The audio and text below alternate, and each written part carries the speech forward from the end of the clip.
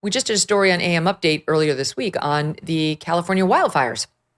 All these big stars came out to raise money and made promises that the money would go directly to the Californians whose homes had burned.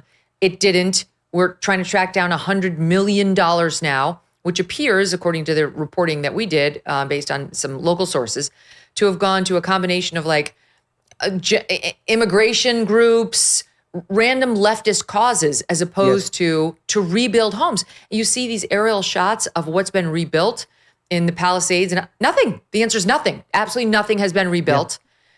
And Gavin Newsom is worried about doing parodies of Trump tweets online. It's exactly right. I mean, it really illustrates so many of the deep problems of California. I'm there often. I was in Altadena the other week.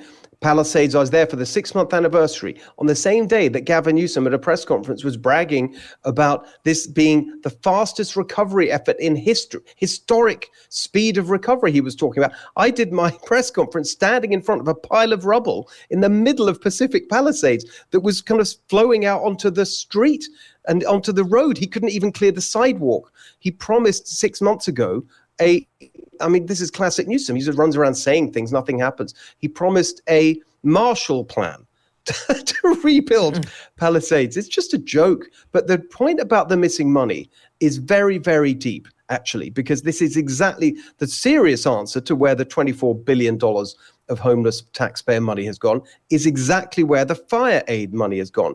This unbelievably corrupt network of nonprofits and charities, so-called, and all these groups and activist organizations that form part of this system, the Democrat industrial complex, I call it, because that's the same story for everything. This is why we pay the highest taxes in the country, but have some of the worst outcomes on everything, because the money just gets funneled into this Democrat machine. There's something that is rarely discussed, which is something called VMT, Vehicle Miles Traveled, which is this thing they came up with, part of their extreme climate agenda. Talk about luxury beliefs. The climate extremism is a classic example of that.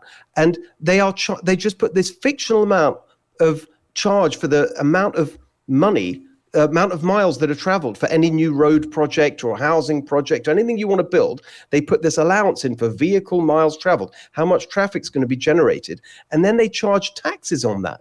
Guess where the taxes go?